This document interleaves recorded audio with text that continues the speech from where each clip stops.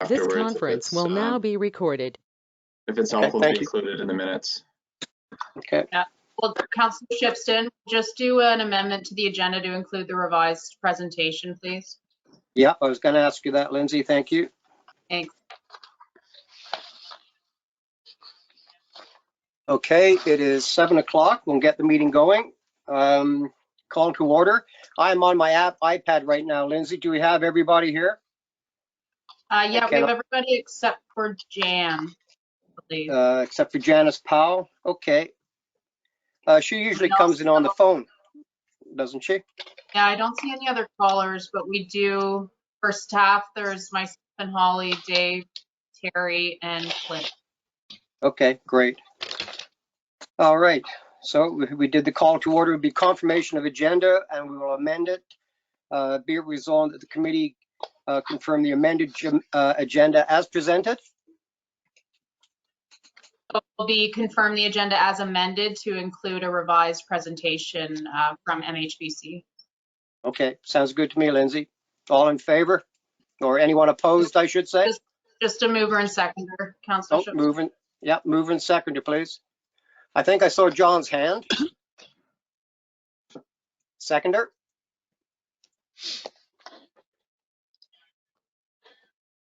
Muriel? Yep, thank you. Okay, as usual, a declaration of pecuniary interest. You can either say something now or anytime through the meeting. So we have item number 5 here, and is delegations and presentations. So, Mr. Ramatula and Mr. Chisholm, I guess you're on board. Looking forward to seeing it. Thank you, sir. And Corey would start the presentation, and then I will add some comments towards the end. Thank you. Perfect. So I'll just share my screen. If you can bear with me 1 second.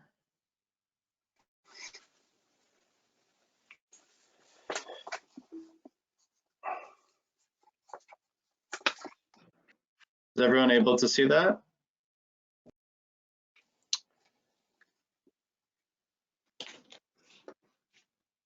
Yep.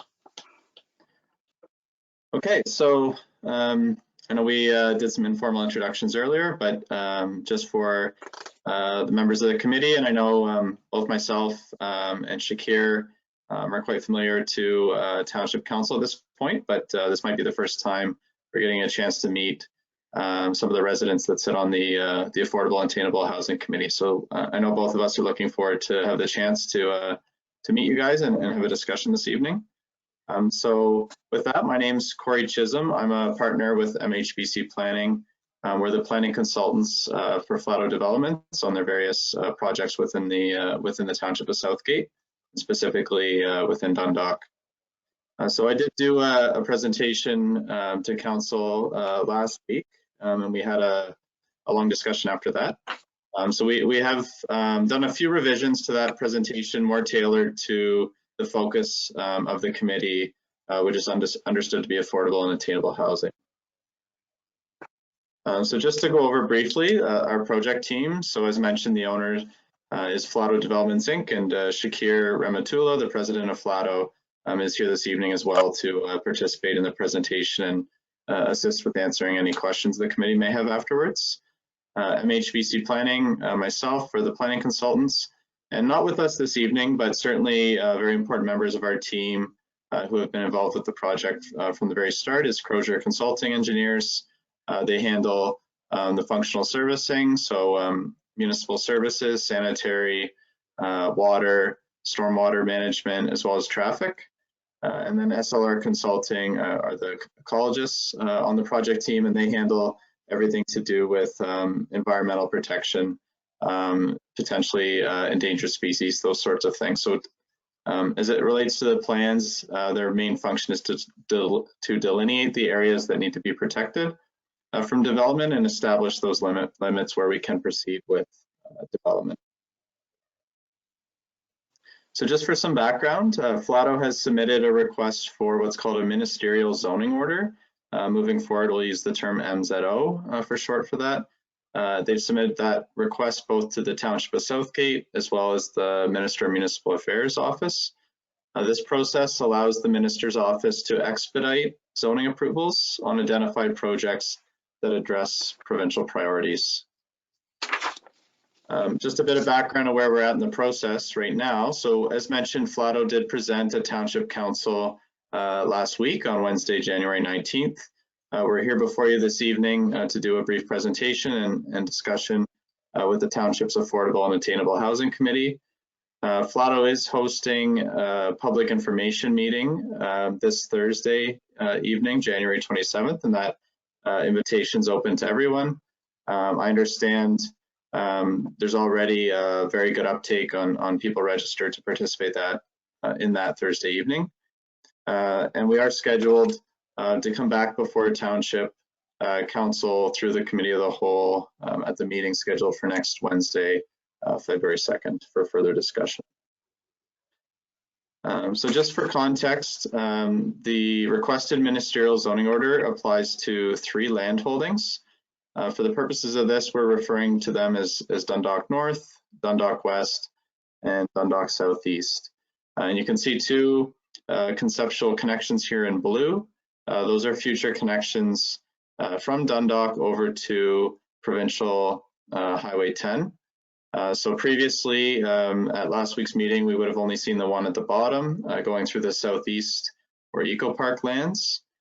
Since hearing comments from the discussion at council last week, we have taken another look at the proposal and decided to incorporate a connection on the north parcel as well. And I'm sure Township Council is familiar with how difficult it is to get approvals through the MTO for those connections to Highway 10. So as this process goes through the provincial offices, it's a good opportunity to get permission for that at this time. So here, just tilted a bit with Highway 10 now running, if we assume it goes north-south, are the 3 development concepts. So since last week, again, we've included some of those additional lands on the Dundalk North portion to help facilitate that future connection over to Highway 10. That's shown in red. And you can see various land uses, again, conceptually identified at this stage. The ministerial zoning order will really identify areas for environmental protection, as well as which areas are potentially developable, and will include a variety of land use permissions. So those would be permissions for a variety of housing types, from single detached, semi-detached, townhouses, rental apartment buildings, as well as other critical pieces to any complete community, such as park space, stormwater management ponds, trails. And in response to comments we heard last week and discussions I know Flato's had with the township and the township's had with the school board, is that the interest from the school board is to have a school site preserved on each of the 3 parcels. So we've identified those here and shows a pinkish purple color identifying a potential school site on each of those locations. We generally try to locate those close to a park and central to the community. Yeah, further details on those would be hashed out through future approval processes, but we wanted to show that those can be incorporated in each of the sites, and certainly in the requested ministerial zoning orders, permissions for schools will be included on each of those sites. So the topic this evening, housing affordability and attainability, which we all hear more and more about each day. So certainly Ontario does have a current housing supply crisis. According to an article recently published by the Financial Post and in concert with Scotiabank Economics, it was identified that Canada actually has the lowest number of dwelling units per capita of all the G7 countries. And building on that, within Canada, Ontario, and I will mention, and Alberta, are tied with having the lowest number of dwelling units per capita of all the Canadian provinces. So when we're comparing to our peer countries, the G7 nations, Canada has the least or the worst number of dwelling units per capita. And then once we zoom in on Canada, which you'll see here in a second, Ontario and Alberta have the lowest number of dwelling units per capita. So certainly when we're looking at supply versus demand, generally being a big factor associated with housing costs. Right now, Ontario certainly identified that a provincial priority is to increase that housing supply to try to help with that. And the article, and I've included the link here for any members of the committee that want to go through that afterwards, but they've identified that Ontario would need to build 650,000 more homes just to get back to the national average for Canada. And again, as mentioned, Canada isn't the gold standard of the G7 countries right now. We're actually performing at the bottom end of that table. And this is just a table extracted from that news article that was linked in the previous slide. So you can see here they're identifying both in black 2016 and in blue data from 2020.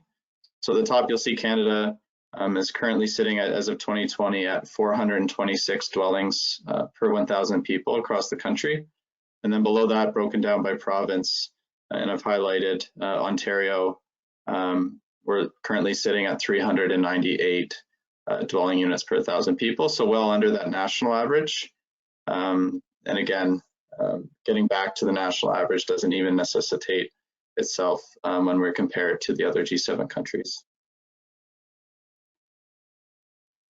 So what are the benefits of the proposed ministerial zoning order that has been requested to the Township and Minister's office? So we certainly believe it helps to address the provincial housing crisis by expediting additional housing supply, and specifically of smaller dwelling types. So earlier I listed the variety of dwelling types that will be included within that ministerial zoning document. And it's one thing to say single detached dwelling, but as you know, a single detached dwelling could be an estate, lot, 1 acre with by today's standards, you know, a mansion house on it. But within the zoning provisions, similar to the other developments Flato has approved in the past within Dundalk, we've included a number of site-specific provisions to allow for smaller sizes for lots and dwellings than the township zoning bylaw typically permits. And again, the smaller we can get those dwelling units down, whether it be a single or a semi or a townhouse, obviously that's going to contribute to that product coming in at a lower price point at the end of the day. And we've mirrored the provisions that were previously approved on both the Edgewood and the Carriage House developments. So it's zone standards the township is certainly familiar with. Additionally, the proposal does propose purpose-built affordable rental housing that will be provided specifically in the southeast parcel. And at this point, it's envisioned to be back-to-back townhouse dwellings that would be in a rental tenure. Additionally, through all this development activity, certainly other benefits include economic. We'll provide jobs in the local area, both through construction and trades, as well as, it should be mentioned on the southeast parcel, the vast amount of industrial and commercial lands that are included, so future businesses, industrial uses can move into town, which will be employing local residents. Additionally, a variety of new community amenities are included. That includes new school sites, as identified. We did show one school site in each of the 3 land holdings. New parks and trails, trying to tie into the existing active transportation infrastructure in the village of Dundalk.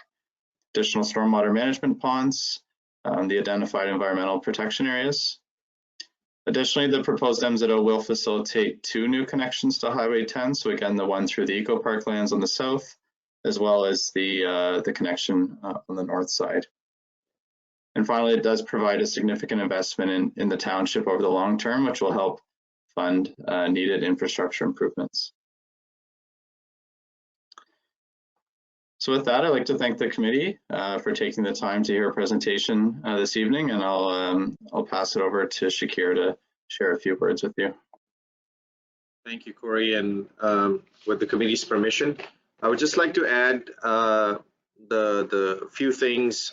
The major thing I guess we have to consider is this is not something we're planning for the next 12 months. I think we're planning this for the next 15, maybe 20, maybe 25 years.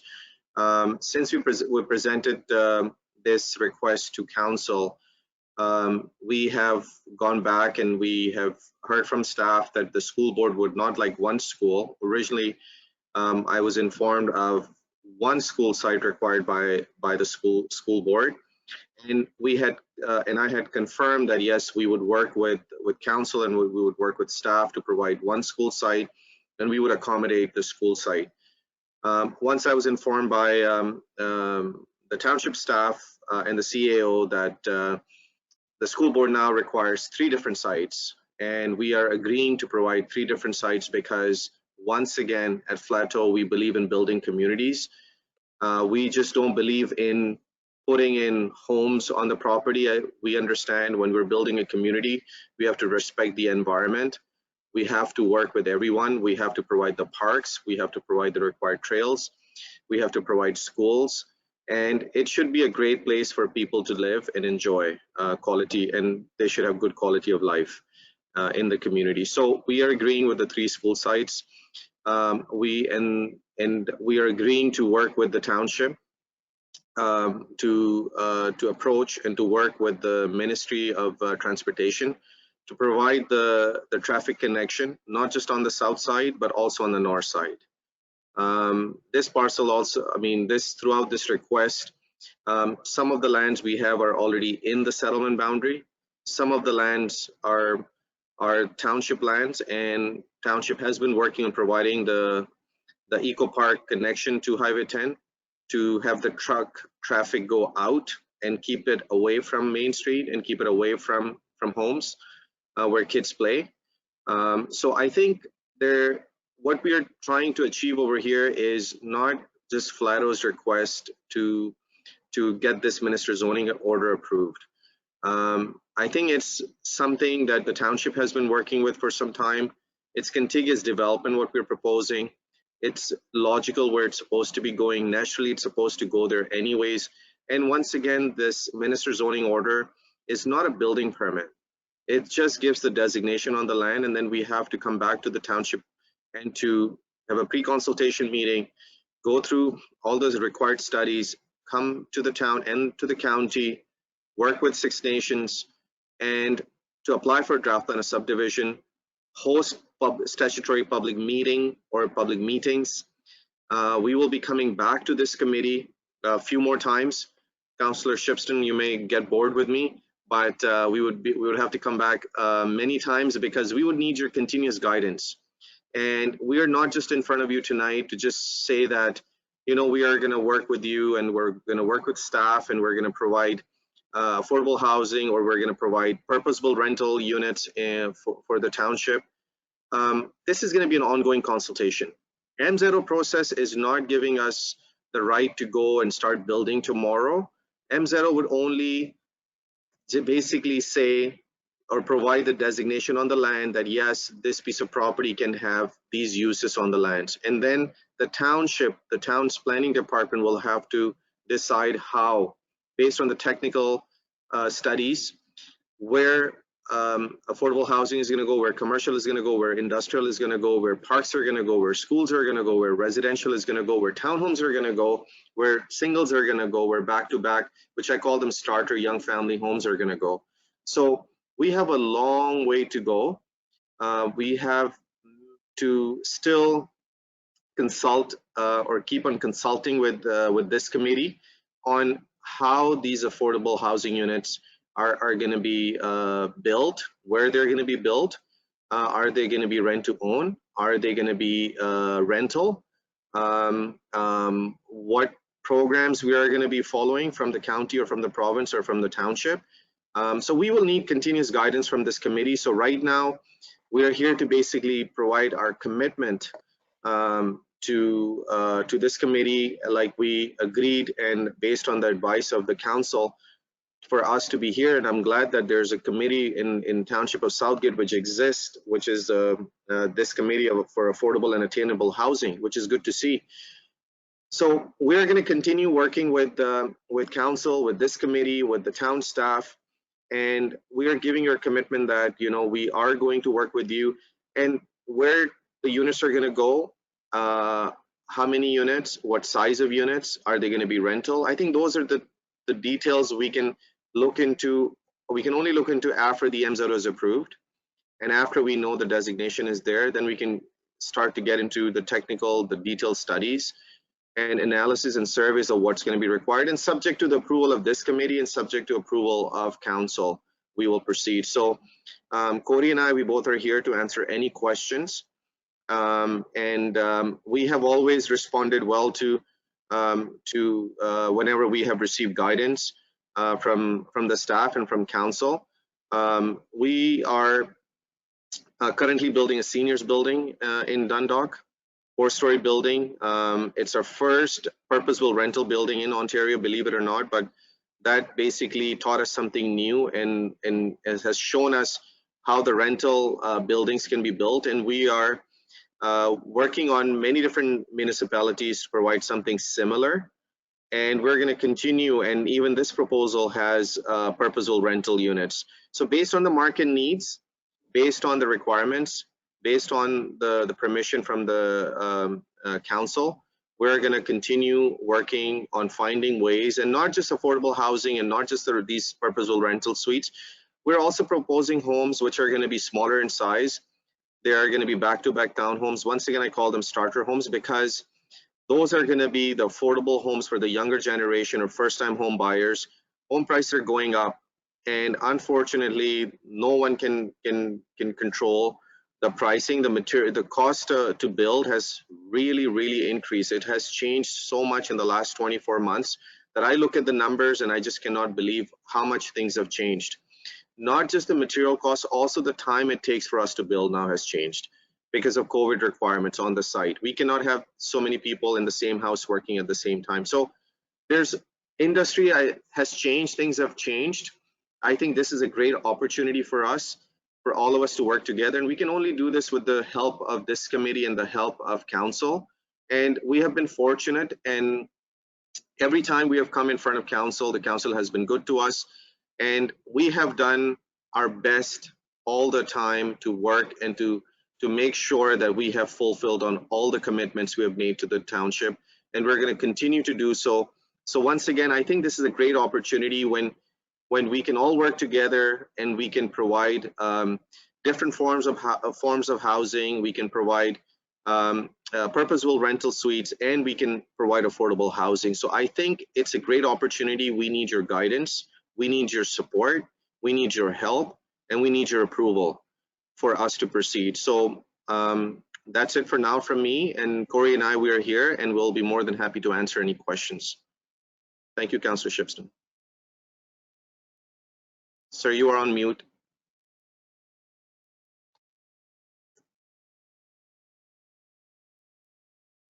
Thank you. From the committee, any questions to Mr. Ramatula and Mr. Chisholm? Jerry, you have the floor. Yeah, thanks guys for the information. I'm curious about the phrase purposeful rental. Can you give me a definition of what that means? Yes, sir. So purposeful rental, the meaning for us is we would build homes or building, and that would be designed, and the sole purpose of that building or those units or condos or homes would be to rent out to the general public. They will not be for sale. We would build and we would rent them because not everybody can afford to buy a home. There's a lot of requirement for rental housing stock. So we would be providing, when I say we're going to provide different forms of housing, and we are going to be providing purposeful rental. So purposeful rental would be for people to come and rent from us, and there will be homes available for people to come and buy from us of different forms like townhomes, smaller units, single detached homes. So all those homes would be available. But once again, to answer your question, sir, purposeful rental means they are going to be available for general public to rent. So there would be more than just apartment building units that would be considered purposeful rentals? At this time, we are looking at buildings or buildings, depending on how the town would want us to have them. We may also have townhomes, which will be a purposeful rental as well, sir. Okay, good. Thank you. Thank you. Anyone else? Muriel? I'm interested in the purposeful rental as well, but also you mentioned rent to own possibilities. Mhm. Does Flago already have that kind of relationship or experience with other buildings, other communities? So we we usually would go and start building a community, and we would sell the homes, and we would build and we would close with the general public. Like I said before, in Dundalk, Edgewood Suites is our first rental building, which is under construction. And based on that, we have got into this new model, and that we have learned how this these rental units would work. So believe it or not, Dundalk is the first place where we're doing this building, and God willing, it should be ready in the next 3-4 months. And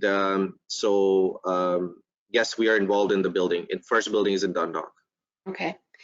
And rent to own would be an extension of that then, possibly. Yes. So yes. So once again, so those are the things we would be discussing after the MZO is approved, and we would have to come in front of this committee to discuss different options and ways of how and what could be done, and how the town and county and the province and us, we can find ways to make it happen. But once again, we're open to ideas.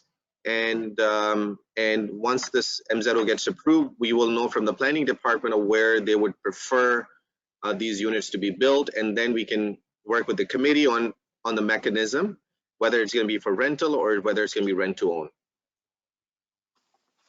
Okay.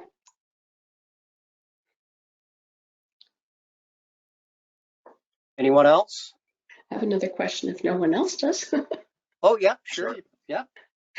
Ask for a follow-up. How do you define affordable? We've been looking at definitions for terms, which can vary tremendously, but I think affordable has become approximately 1/3 of persons or families' take-home pay, that's what is available for housing. So I agree with you that different people have different definitions of affordable housing. So for me, affordable rent would be, let's say a unit goes for $1,000 a month, for example. I'm just using an easy number. I think affordable rent would be 20 to 30% less than the average listed market rent. So it would be, instead of paying $1,000, you'd be paying $700, maybe $800. But once again, that's something we have to work with the county, the town, the province, us, and that's something we have to work out, how we are going to be able to achieve and what we're going to be able to achieve. So once again, this is where we're going to need guidance from this committee as well. And it's so new and it's so fresh that we are not there yet. I think the first step for us to even think about we're going to have affordable housing, yes or no, is once we have to get the approval from council for this MZO. So once we get the green light from the council, and then the minister issues the order, then we will have to come back and discuss those details with you. I guess right now, all I'm saying is we're happy to work with you, and we're giving you our commitment. And the town is going to make a sign an agreement that yes, we're going to work with you.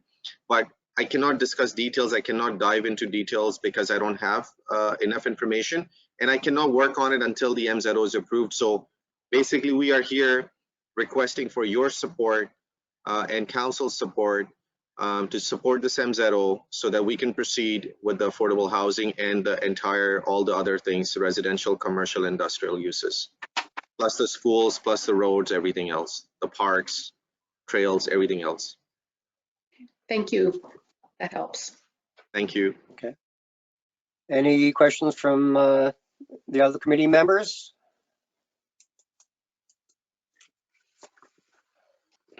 If not, Jerry, you had your hand up. I guess I'm just thinking that we have like this whole housing, it's huge, and it's not just in Dundalk or Southgate, it's all over. But I guess in our conversations among committee members, it's the idea of making sure that there is a a collection of units that will forever, well, or for the near future, be set aside to be appropriate housing. We know that there's rentals going on in your subdivision. Is there any way to come to some form of a compromise that there is some residency requirement, or that there is some way that we can, if the market continues to go up, if people are not living in those houses, they are making money out of them, and that's what they bought the houses for. I understand that. But what about the houses go up, the rents are high, there may be people that can't afford the rents in those new housing developments too. So how do we come to some kind of a compromise, to sort of following up with Muriel's request for a definition of affordable, to make things affordable for the people that are really struggling?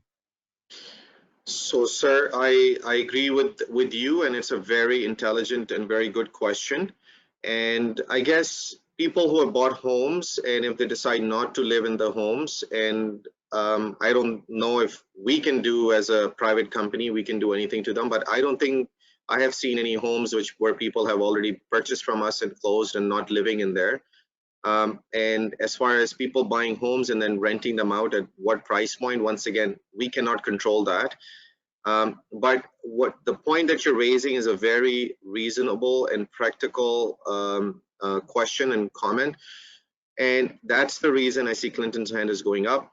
Clinton, you want to go ahead first, or you want me to finish?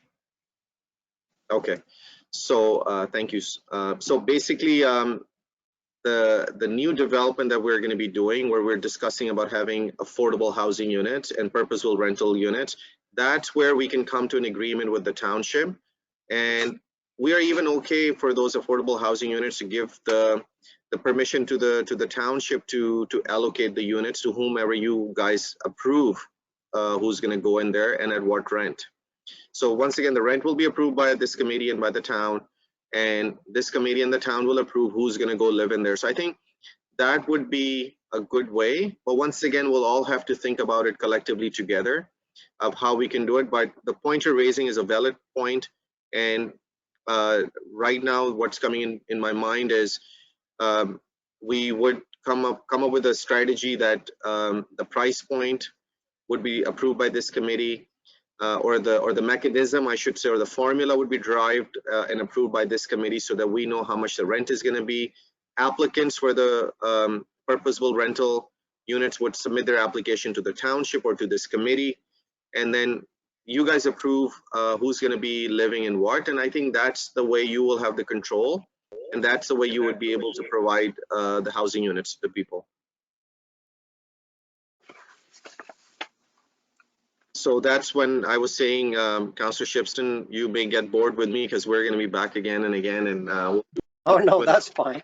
And did you have a follow-up, Jerry? Did you have a follow-up? No. And so Clinton, I can't see you, Clinton. So if you want to say something to that remark, please go ahead. Thanks. Just a couple comments. First, Jerry mentioned that some of the he was aware that some of the Flato houses are being rented by their owners. I think that's a symptom, rather, of what state the housing is in terms there isn't enough rental housing available, and they're therefore taking advantage. As a savvy homeowner, they're taking advantage of that opportunity to do that, to make a little money and pay down this mortgage that they have. So I think I see that as a symptom of a very house deprived Ontario, based on what Corey presented earlier. As far as the purpose-built rental and making sure rents stay the same, or increased with inflation or what have you, and that they don't just get flipped and then turned into regular market stock. I think one of the ways that the township is looking at is where the township may take a part, like I'll say a 1% interest in that, some part of that development, whether it be the land underneath it or some other portion of it, so that they maintain an interest in it to then have a say in how the rents are divvied out to the owners, and who in fact takes ownership of them. So as Shakir mentioned, we're still exploring a whole bunch of different options for that. But I could certainly see where the township would take a more active role in looking after that sort of thing. So. Okay. Thank you, Clinton. Again, I will ask any committee members, if other committee members that have not spoken yet, if you have a question, they are here. Martin, I'd just like to add on to what Clinton has said. First, I want to go back and just clarify the siting of 3 schools on the lands that was presented by Corey and Shakir. That would be siting of 1 possible school of those 3 locations. They are looking over the next 40 to 50 years, having a 2nd and 3rd school, but this is just in the short term. The second thing I want to talk about is Jerry and I had some conversations last week about affordable housing, and I've since talked to Shakir at some length and as well as Anne-Marie Shaw at the county. And to answer Muriel's question, I think we need to decide what that price point is and what the number of units that we do need. One thing I talked to Anne-Marie, what they are finding is that the price point in Grey County is somewhere between $1,000 and $650 at the low end. So that would be, you would application based, you would do an evaluation of what they can afford, and you might plug them in at 800 or 900, but the range would be to be in that affordable rental stock that's available to the local application-based people that we've been talking about. That's how you would manage that, and because we can't create affordable housing for everybody, but we can, try and make it work for our community, our local community members.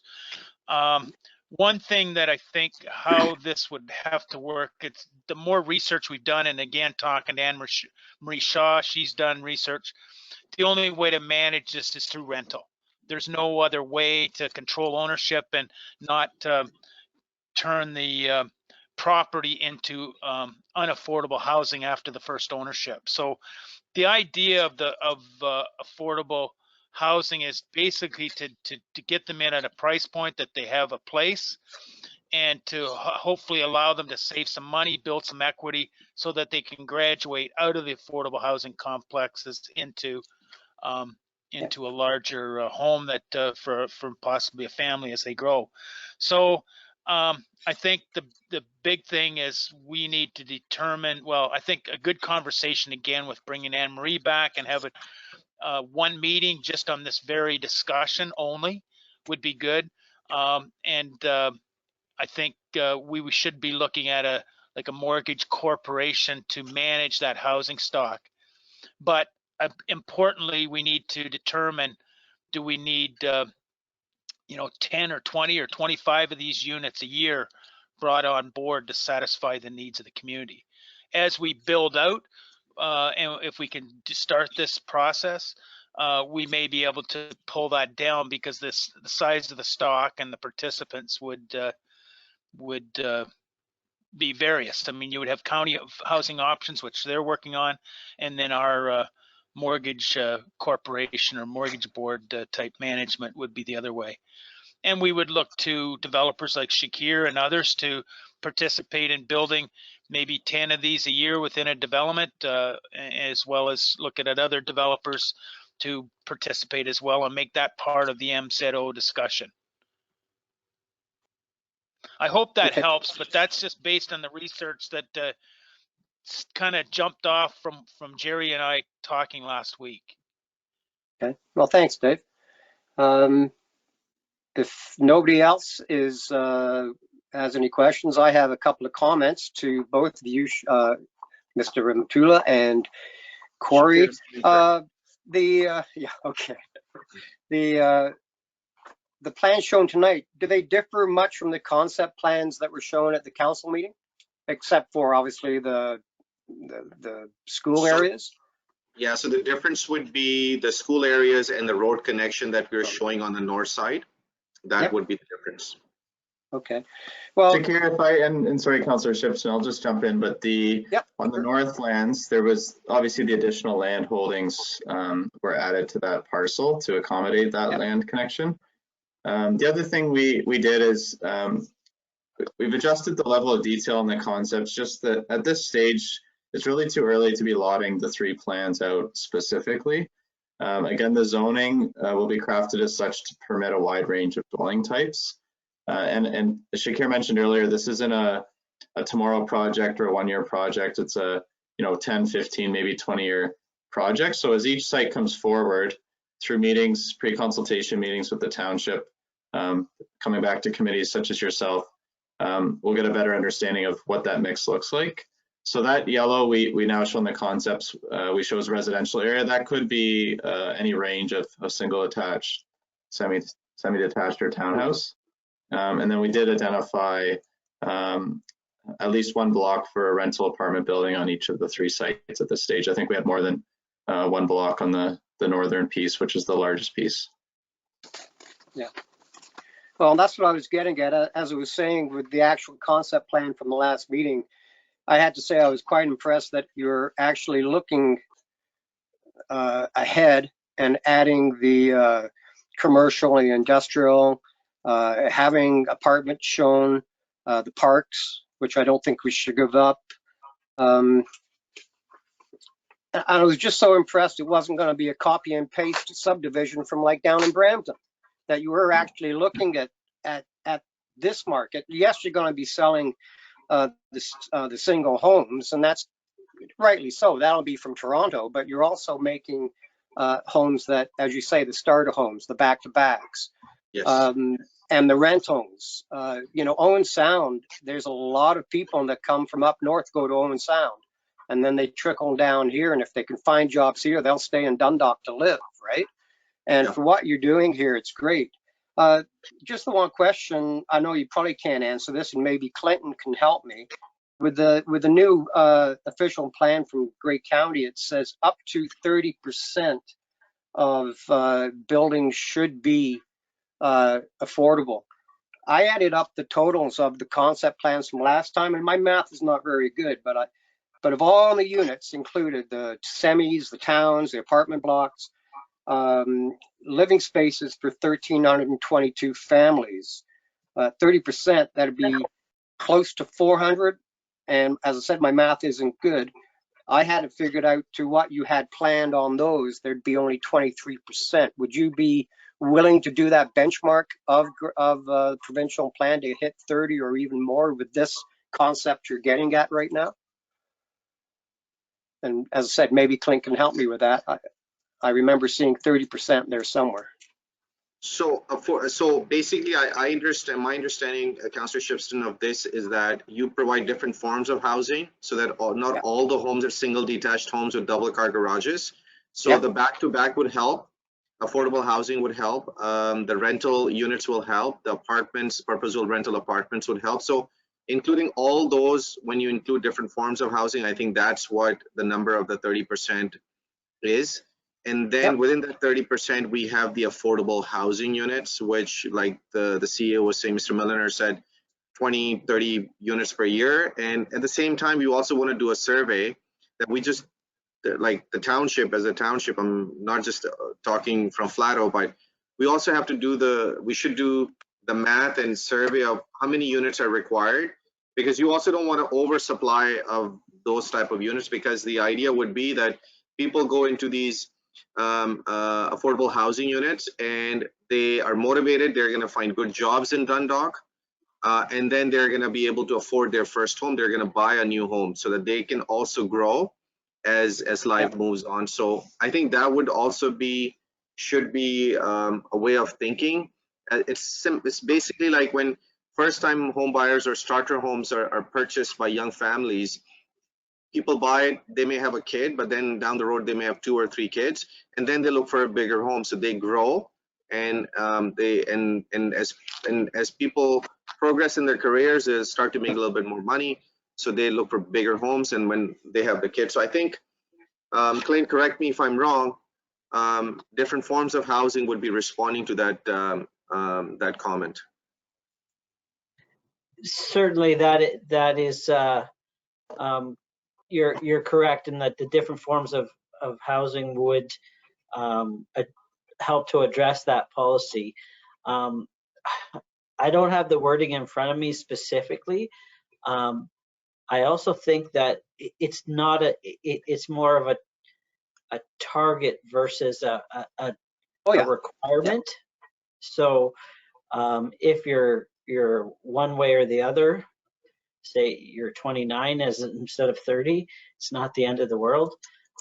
It's a target. So we're going to try to provide, as Shakir said, as many affordable homes as possible. But he also mentioned we got to look at what the community needs.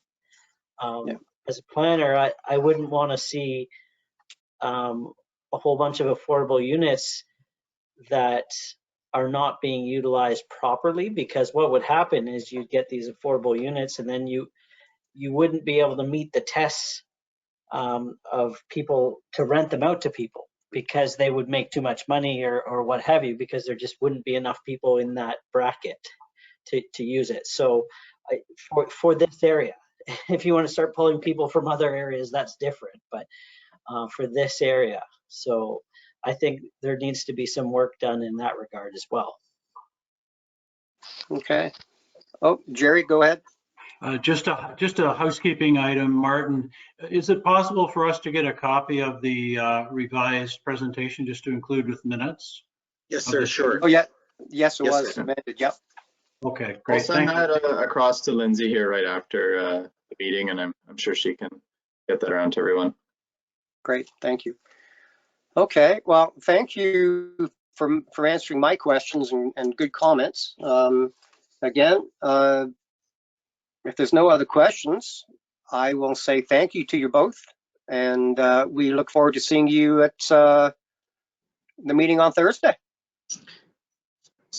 I would just say, sir, thank you for your comments and guidance. And I can assure you that me and my entire team, we are going to continue working with the staff and council members and with this committee, as we have been doing from day one. And if there's anything else as far as the plan is concerned, we are flexible, and the town has all the controls to basically decide how the development is going to go and how the community gets built. So we're looking for your support and requesting for your help and guidance so that we can continue working together and achieve what this committee wants to achieve. And like I said before, this is a great opportunity. And the purpose of this committee is to provide and to bring attainable and affordable housing. And what we are requesting is exactly going to do what the purpose of this committee is. So I think our purpose, our goals are aligned here. So I'm requesting for your help and for your support and for your guidance. And we are 100% committed with the township and with this committee and to the residents that we will do anything in our control to build a great community for everyone to live, work, and play. Thank you, sir. Thank you. Thank you. Councillor Shipsky. Yes, We Lindsay? just need to approve that motion with a mover seconder. I apologize. I should have caught that earlier that we didn't have a mover and seconder, but we just need to do that motion. I don't know. It's received for information right now. I don't know if the committee wanted to amend that or just receive it as information. That's how it's worded right now. Yeah, well, you're looking at 5.1, right? So be resolved that the committee received the Plato Developments Inc. Ministry zoning order presentation as information. That's good enough, I would think, Lindsay? Yeah, that's what it is right now, but if the committee wanted something different, then that would Does the committee want that changed? The only thing Hearing none. the only thing might be Go ahead. just to insert the word "the revised presentation," because it Granted. was different than the one that was sent out. Thank you, Jerry. Yes. Can you change that, Lindsay? Yeah, we can change that. It's just a friendly amendment. So just a mover and seconder then. Okay, do I have a mover and a seconder? Jerry and I'll second. was that Morgan? Yeah. Yeah. Okay, I don't see you, so you speak up. Okay, that's carried. So again, thank you very much, gentlemen. Thank you, sir. Thanks, everyone. Have a good evening. Yep. You too. care. You as well. Take care. So number 6 is the adoption of minutes. Be it resolved that the committee approve the minutes from the November 23rd, 2021 Affordable Attainable Housing Committee meeting as presented. Do I have a mover and a seconder?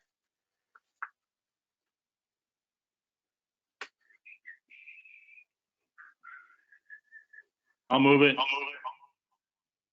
Thank you, Michael. Seconder?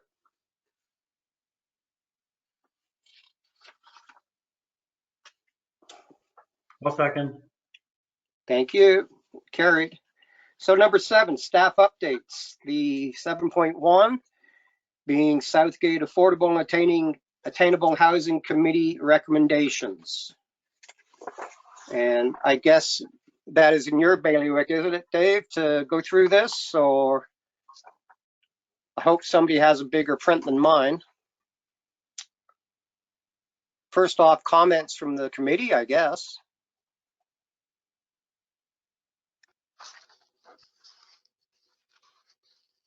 Jarrett? I just would like to acknowledge the amount that there's been a pile of work gone into this.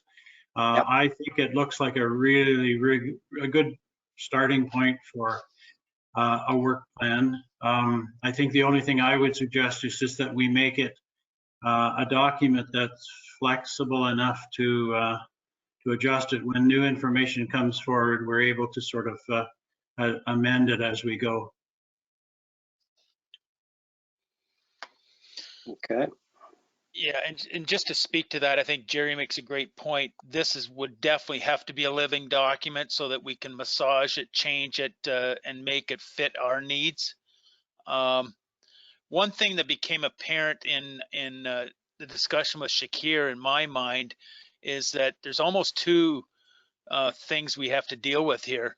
Making sure that the community has some of the housing stock that's being constructed in Dundalk that they can afford to buy, which may be the affordable piece, and the attainable piece being more that rental side, that this committee focuses more on that to provide attainable rental units that people can apply to get into, maybe through one of these mortgage corporations or whatever. But anyway, with that said, this document is just really something we've massaged from the discussions last meeting and the recommendations of, I believe it was the Saugeen Shores document. And then we have tried to apply some responsibilities and some actions that have taken place in the community.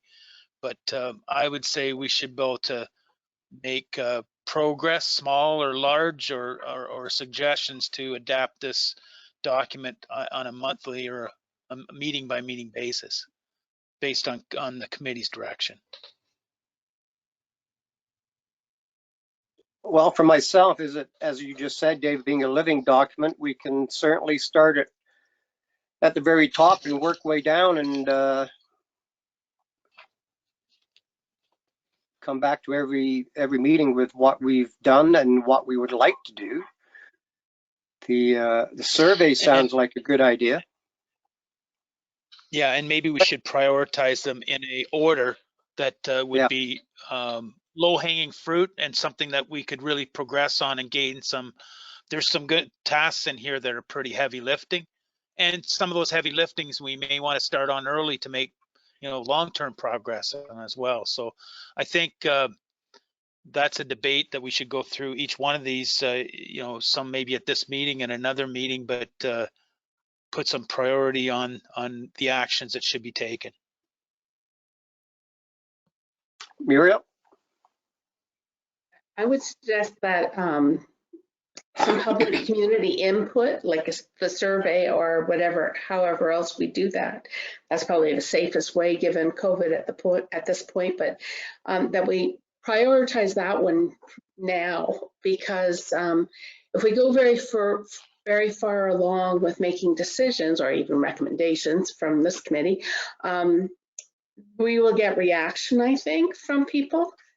From different groups of people in the community. I think it would be best to have their input up front so we know what it is, and then try and respond as much as we can.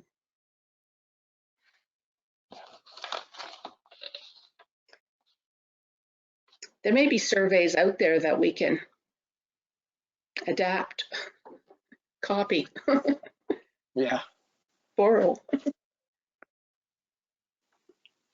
Well, with what Dave said about attainable, affordable, and attainable, going down to the bottom of the page with rental planning, I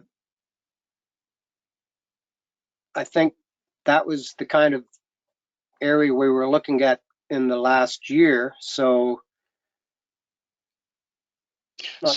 Just to put some discussion around this, would we do one generic survey that basically says, are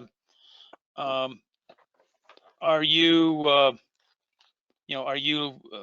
looking for affordable housing or rental, and then kind of drill down through it, and what's their price point and what type of home are you looking for, townhome, single family, and maybe we could then piece that together with that data and try and figure out what our needs are as a community, and what for rental, and what our needs are for houses sub 500,000 or something like that. I don't know what but anyway, I'm sorry, I even have to put my spectacles on to even read this document too. Yeah, so I know, me too. As Norm Jack, bless his heart, would say, could you make the font a bit bigger for us? Yeah. So maybe we can get this printed out on Ledger and get it to you through the mail or something. That would be good. It's hard to read. Yeah. But I think maybe if the committee wants to put together a survey, or we could try and find something and put it out for massage amongst the committee. And here I'm giving Holly something to do here, taskmaster. But we could do some, or if the committee members want to take that on, do so, because you know what you're looking for. Yep. I think we could do that.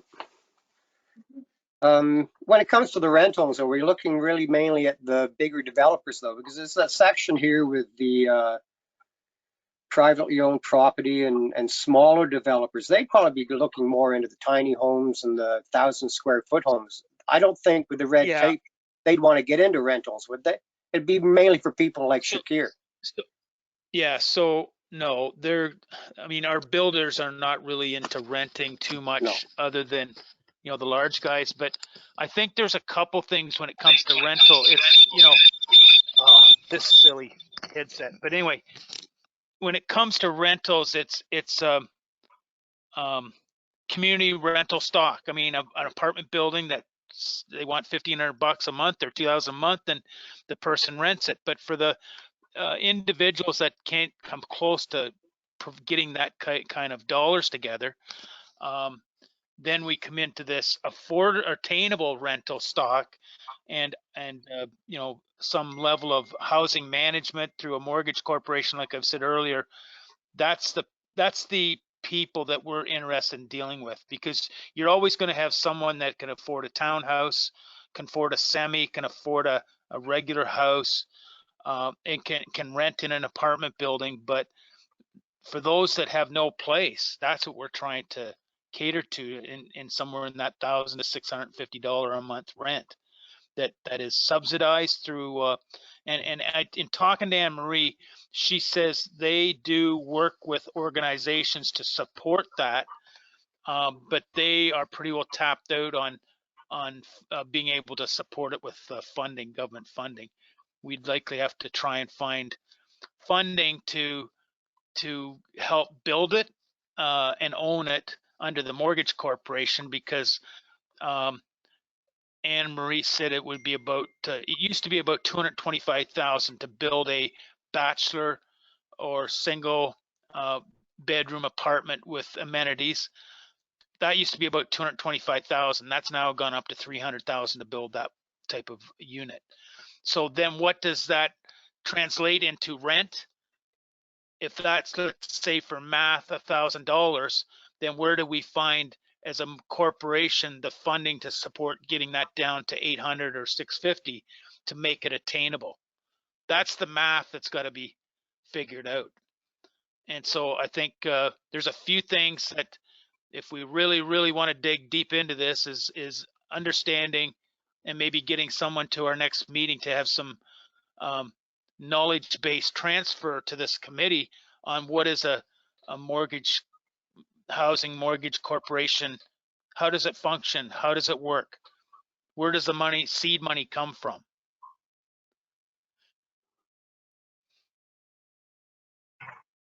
And maybe that's looking back at the township for seed money. I don't know. I don't know those answers, but I think we need to get that knowledge base for ourselves.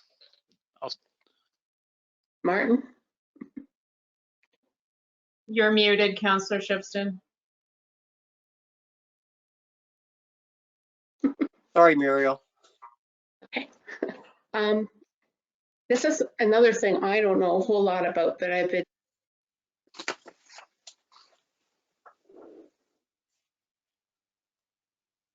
You're muted now, Muriel. You must have hit the button. Yeah. Thank you. There's something called community land trusts. I don't know whether anyone's familiar with that. I haven't been able to find very much Canadian information. However, there is that concept here. There are companies doing it, but it's where the land is owned by the community, the municipality, the whatever, and then the houses that are built on them are sold to individual peoples or families or whatever. And but they usually would have commitments signed off to that they can't sell for huge profits, and if some of the profit would go back into the landowner. Anyways, it seemed like an interesting concept that to me would also need a housing corporation to manage. Anyways, that's something I've been trying to find more information about. Would that be a situation where Shakir was talking about, no. Rent to own? Clint was talking about the township keeping an interest in a development, like even 1%. Maybe. So that there would be some control. So what if the township had the land, kept the land, and then sold the rights to build to the Flatos and the White Roses and so on, and then there would be some sense of partnership, or at least some sense of control. Mm-hmm. Yeah, maybe we're talking the same thing. I don't know. The problem with that through our investigation is the house is still owned by someone. We wouldn't have much control on ever controlling the management of what that building sells for the next time. That's the problem. I mean, we did talk about that, and I was one of the ones talking about, well, we maintain ownership of the land and we contribute, you know, no development charges, let's say from the county or the municipality, but it still doesn't give us any kind of ownership right to the building unless you are renting it at an affordable point that allow them to build equity for a down payment in a house they would purchase. Yeah, yeah. Some of them seem to, would have conditions that they couldn't just sell to anybody, and they couldn't sell at huge profits for themselves. Like there were conditions built into things, into the agreements. So, but I don't know how much is possible Canada-wise versus some of this was in the States. Right. Like I would have, like, I think you'd have to get a lawyer involved in how much you can, you know, we're a fairly entrepreneurial society, and when you own something, you want control to sell it at the price point that it should be worth at that point in time. But how do we say to somebody you can only make 10% on your house when you sell it? Yet we still maintain ownership, and we still maintain an investment in no development charges being paid. So that's the difficulty. Is it a better plan to make sure Shakir and White Rose and other developers are building homes that are, you know, affordable in back-to-back type townhomes that could be sold for $300,000 to $400,000, and that I don't know, we come with maybe we find land to donate to the project. I don't know. I'd like to hear from what others have done, and if anybody has case studies or something. But Anne Marie's did a fair bit of research, and maybe she could talk to this. She kind of circled right back to, if you're going to control the prices, you're going to have to own it and rent it. Yep. Michael had his hand up, Martin. Oh, Michael, go ahead. Yeah, I'm just not quite sure how this fits into Muriel's thinking, but I know in the States there where my father-in-law's mobile home was, he had a 99-year lease on the land. He still paid his property taxes, but yet everything had to go through the park itself. So everything went through the board. So before you could buy in there, you had to be pre-approved. And that included your garbage pickup, your lawn maintenance. Like they looked after everything. You still paid a maintenance fee, but it was one amount, and that's what you paid every month to look after all that. And they looked after everything at the park level. But you never do own the land underneath of it. So when you go to sell, you still have to sell through them. So again, they take a bit of a commission off of it, but whatever the market price of that unit is what you get. But as I said, it seemed to work out down there, but at the end of the day, I don't know, in Canada, we can manage stuff like that. Like, I don't know at Maple Grove down there, how does it work down there? Like, do you own the land underneath your trailer, or is it in the park?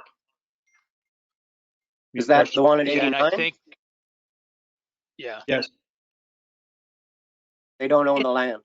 No, it's one property owned by a business or a corporation. So Mike, did they have bricks and mortar, or was it strictly, you know, bring in your trailer and park it as a home? Pretty much the ones there were all mobile type homes. They were brought in. I mean, some of the new double wides and stuff like that, but everything could be taken out. You know, they were fastened to the ground just because of the hurricanes and stuff. But to the most part, you own a piece of property. I mean, they had bylaws, like you had the, you know, building officials come in to inspect and everything like that. Like it was all uppity up. But as I said, at the end of the month, like, you know, the fees down there were $125. So you spent, you know, $50,000 or $60,000. You bought your mobile, you put it in there, and you paid $125 a month, plus the utilities and your taxes. Like that to me is affordable and attainable for seniors. That's kind of what we need up here. I mean, you know, these apartment buildings at $2,000. I mean, that's not attainable and affordable for retired seniors, especially when you get a senior by themselves now that there's not two seniors, you know. And if you're just living by yourself. Clint, what's the, yeah. Clint, what's the name? Is it Gates of Amita that they're calling that project? There's one out here on 22 and 61 that is going to be a similar to what you just described, with land rental, a cement pad. It's a Gates of Amita, I think, isn't it? I believe that's the name. There's still a little bit of work to do on that one, but That's the plan, yes, that sort of concept. Is that the one I off, don't is that think the it one would off come online. Sligo? No. This is off 20, South, it's Southgate Road 61. 22 and Oh, 61. okay. Clint, it would not likely come online till, but this will likely come online if it goes ahead in 2023. Likely, yeah. Yeah, It it's in the would now. planning stages right now. Martin, it's John. There are some that are brick and mortar as well as trailer that are around the province. I know there's one over near Godrich that a friend of mine lives in. The land is leased and you buy your house. But with that, it's you can sell your house to anyone. It doesn't have to go through the any board, but the management fees for it are $585 a month is what he pays just for the management fees. So I don't know, we'd have to really look into it more, because that kind of takes it away from being affordable if you're paying almost rent money just for the management fees for a place. Well, for my, that will likely be, that'd be snow removal and everything, would it? Yeah, that was snow removal. I think he pays extra for water and extra for taxes on the land, but that took care of everything else but that. The only extra they had was a swimming pool there or something. Yeah. Well, to prioritize, I think we should get together and just go over the idea of the survey, and then all of us look into the ideas of a corporation. Because if we want, like the Affordable Housing Development Corporation, or, as Dave said before, condo corporation, because in a sense, we have to try and keep it low for the people coming in, but we also, I think, have to have a level of where we look at the people coming in. We're not going to give it out to somebody who does make $80,000 a year. We have to really make sure these attainable, affordable rental units are going to the ones who need it. So there's going to be all kinds of criteria all over the place. So I think, to me, those are the two important things to really look at first, as far as rentals go. Jerry? I've made a contact with Sherry Huber, and Sherry is the manager of the Owen Sound Municipal Housing Group. She's been in that role in community social housing since 1991. I only had a chance to chat with her for a short period of time, but what I'm wondering is if we might invite her to the next meeting to speak and present.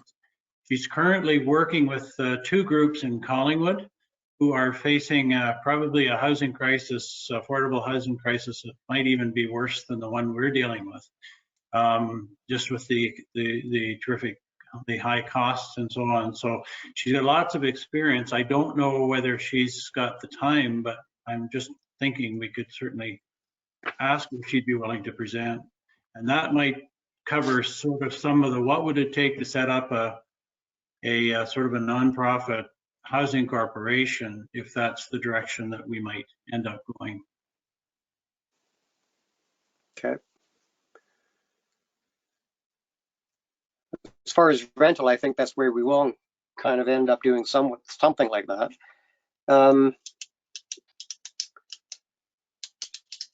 I'll look into one of the, go ahead. Would you like me to contact her to see if she'd be willing to present at the next meeting?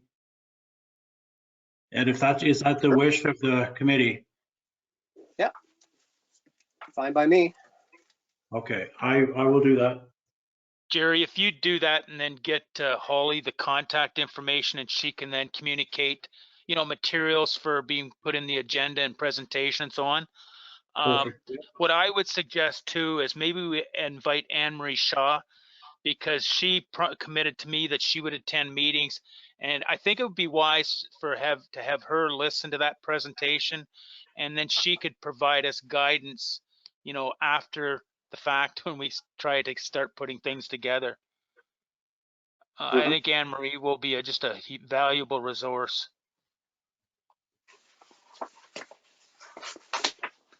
Is everybody in favor of that?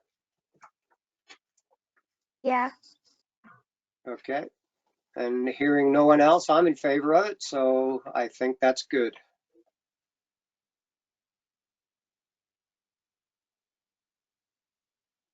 So we're still on 7.1, Councillor Ships, and I think we can move on from that likely to new business. Yeah, I think so. I'd just say to everybody, have a good look at this and do prioritize what you think. I think the two we mentioned tonight about a corporation for rental and then the survey is where to go. Okay, so thanks a lot, and we will move on. Any new business? Jerry? Just a couple of things in conversation this past couple of weeks. I've been given permission to mention that Southeast Grey Support Services is meeting with the Dundalk Lions Club and I think CAO tomorrow to talk about the possibility of developing units in the current medical center when it would become available. The other item was chatting with Alan. Well, started with a conversation with Crystal Ferguson, who works for the Community Health Center, and then I spoke with Alan Madden, who is the former executive director of the Southeast Grey Community Health Center, but he is now staying on doing projects that will include, one of his projects is going to be the new medical center build. And our conversation was simply around the possibility of residential units above, like 1 or 2 floors above the medical center. And he said, we'd be definitely interested in talking. He said there's still time to sort of pursue that, but he said the clock is ticking.